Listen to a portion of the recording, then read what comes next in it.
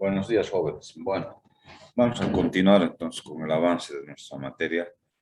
Hoy vamos a continuar con el tratamiento de algunos temas referidos al esófago y entre ellos vamos a hablar acerca de los divertículos esofágicos. Los divertículos en general, o sea, como concepto general, resultan ser la protrusión sacular de las paredes del tubo digestivo. En este caso, es la protrusión sacular de las paredes del esófago. Y dentro de este concepto debemos decir que los divertículos esofágicos se clasifican en dos tipos de divertículos. Divertículos por pulsión y divertículos por tracción. Los divertículos por pulsión son aquellos que se producen desde la luz del propio órgano, en este caso del esófago. Y los que aparecen por tracción son producidos a través de algunos elementos que vayan a provocar por fuera de la luz del esófago en general.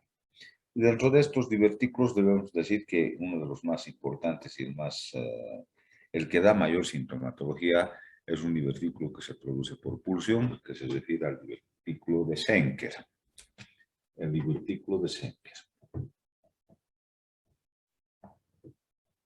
El divertículo de Schenker es un divertículo que se produce en lo que habíamos nominado en la parte de lo que es la anatomía como zona de debilidad, que se conoce como la zona de Leimer.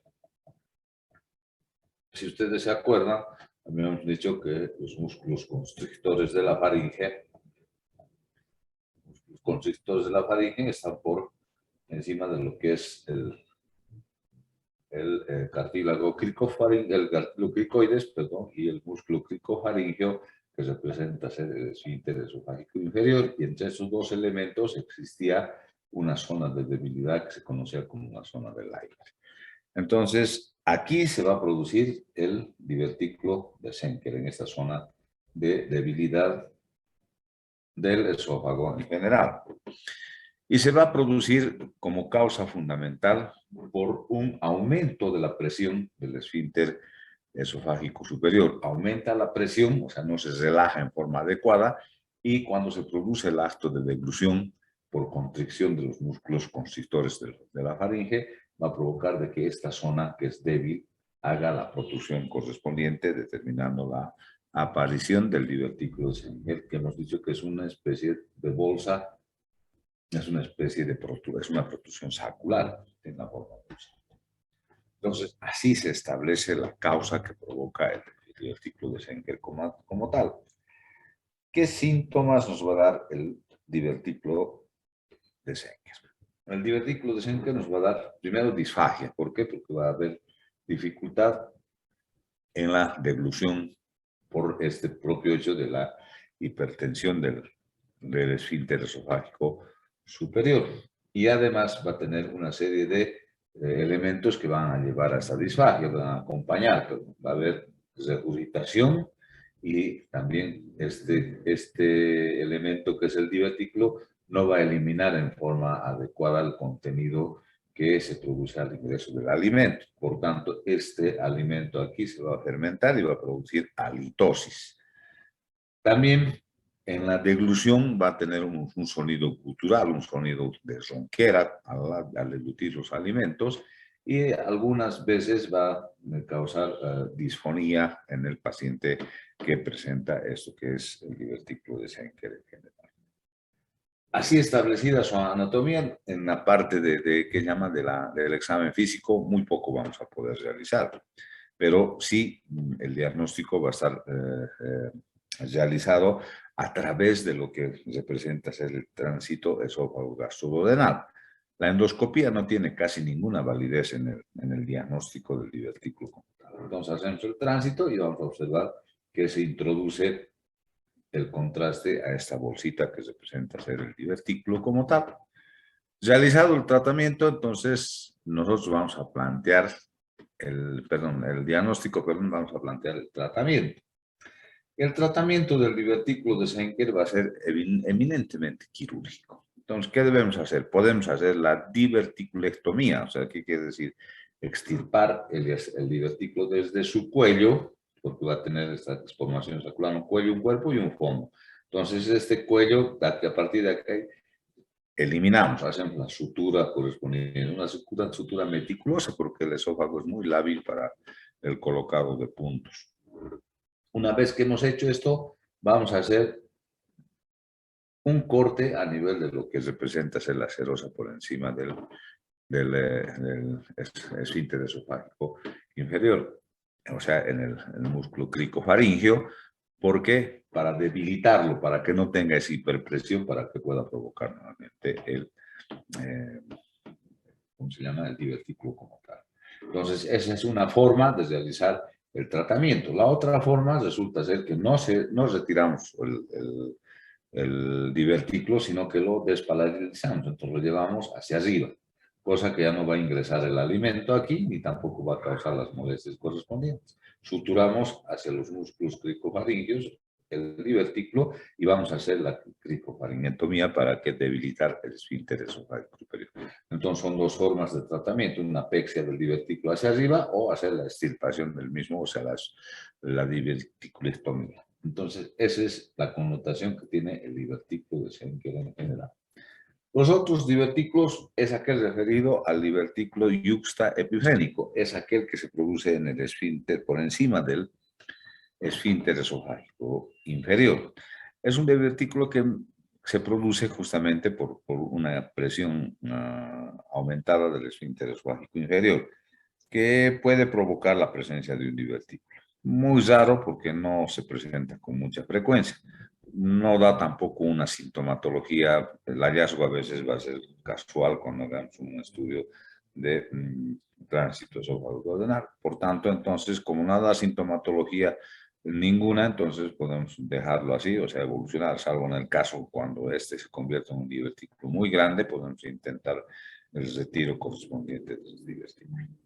Y los otros divertículos que se producen por tracción son aquellos producidos por inflamación justamente de ganglios linfáticos a nivel del esófago torácico. Entonces son divertículos que se producen en la parte media, que por tracción de los ganglios linfáticos inflamados en esta región pueden provocar la presencia de ese divertículo, que tampoco no tiene ninguna connotación porque el hallazgo es casual y la sintomatología casi es deficiente, no existe casi sintomatología. Por tanto, son divertículos que sirven para el diagnóstico, pero tratamiento no vamos a hacer ninguno porque no son divertículos grandes, son divertículos muy pequeños. Bien, eso en cuanto a la presencia de esta patología que representa ser los divertículos del esófago, que como han visto el más importante resulta ser el divertículo de Schenker, que nos va a dar sintomatología y que amerita un tratamiento de tipo quirúrgico. Otro tema importante que debemos tratar es la perforación del esófago. Este es un tema importante porque nosotros debemos saber que el diagnóstico debe ser precoz y certero porque muchas veces tiene una alta morbimortalidad. ¿Por qué? Porque va a producir la perforación del esófago, puede producir una mediastinitis que va a determinar la muerte del paciente, porque es muy difícil tratar las mediastinitis. Ni con antibióticos, menos, o sea, más difícil realizar el tratamiento quirúrgico. Por tanto, entonces debemos tener en cuenta para hacer el diagnóstico certero y rápido de lo que es una perforación esofágica. Y dentro de las perforaciones esofágicas vamos a ver las perforaciones de tipo traumática, que se producen por traumas externos, o sea, por arma blanca, se pueden producir por arma de fuego, y en algunos casos este trauma se puede producir en forma iatrogénica.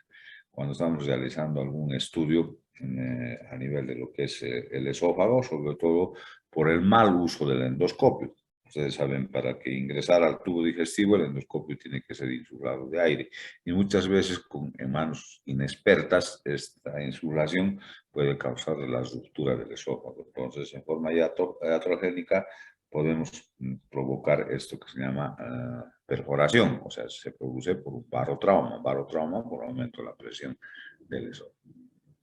También debemos tomar en cuenta la presencia, o sea, la presencia traumática de cuerpos extraños.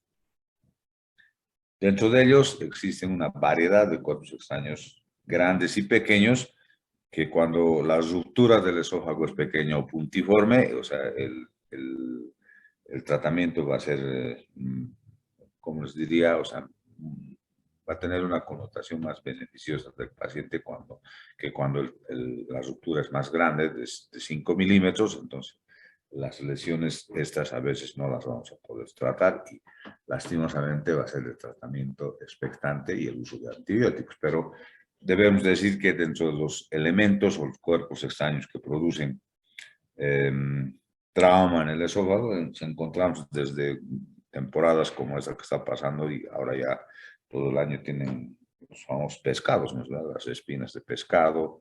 En los niños muy común que se traguen alfileres. En los viejitos a veces se tragan sus prótesis, o sea, tienen esos ganchitos, las prótesis que pueden desgastar el esófago.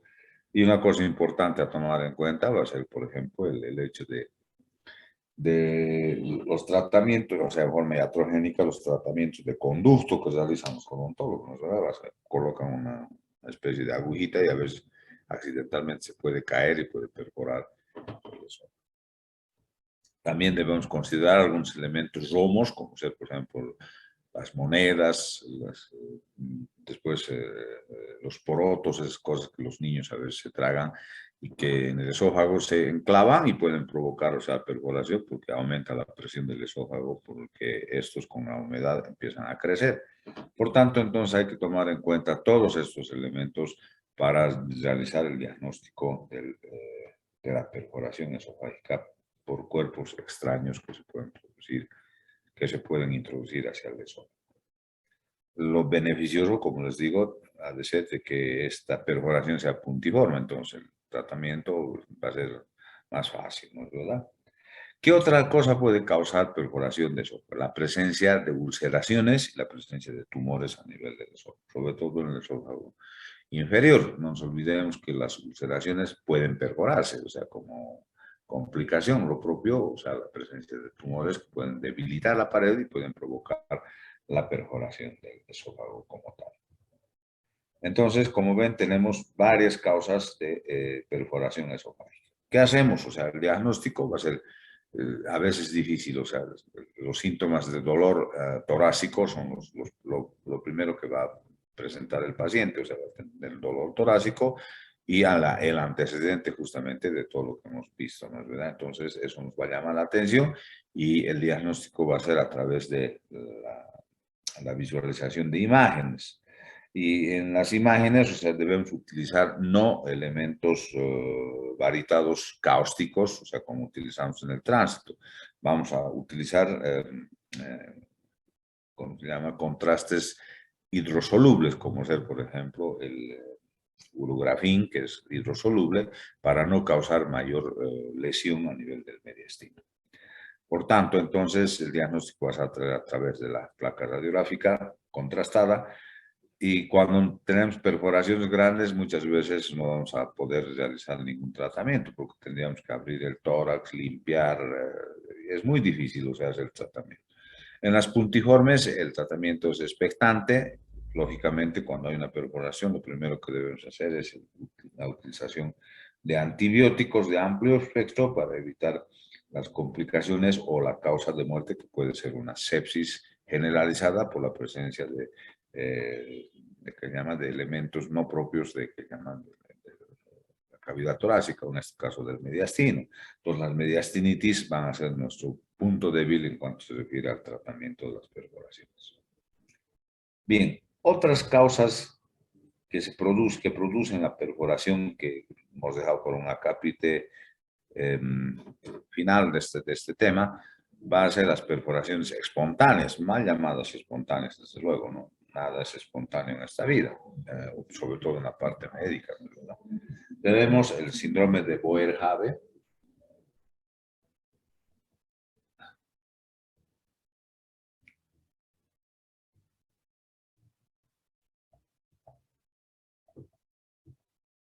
Y el síndrome de Mallory-Weiss.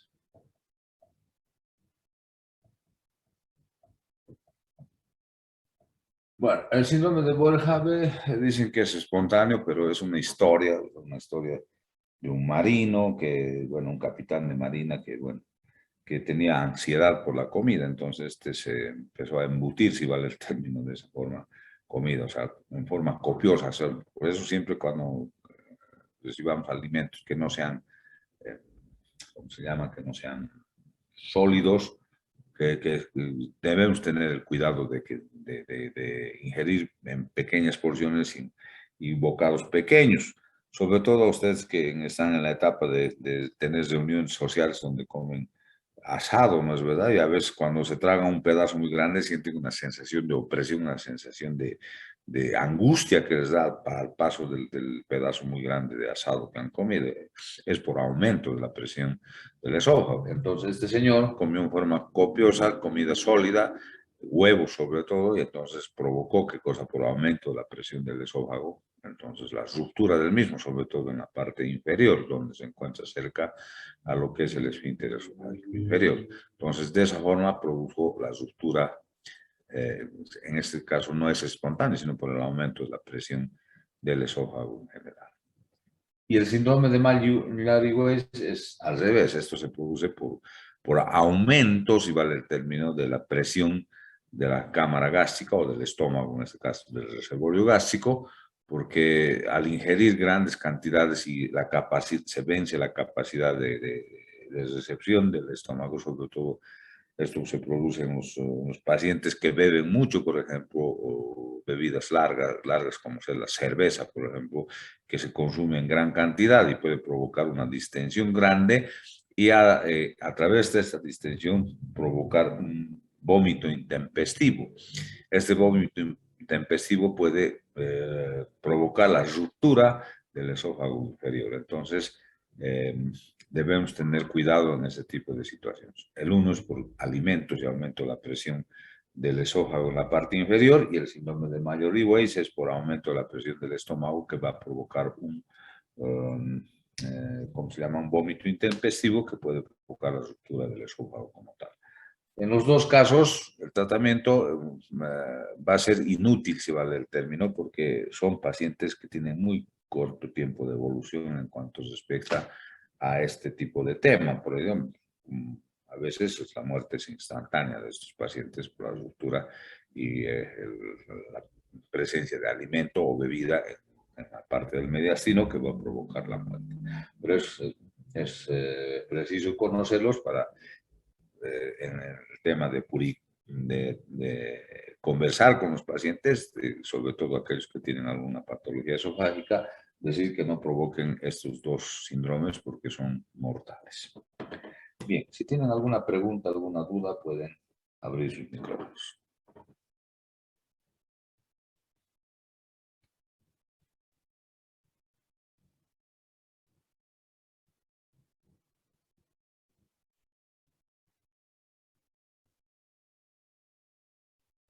Bien, si no hay dudas, nos vemos el miércoles, muchachos. Buenos días. Hasta luego, doctor. Hasta luego.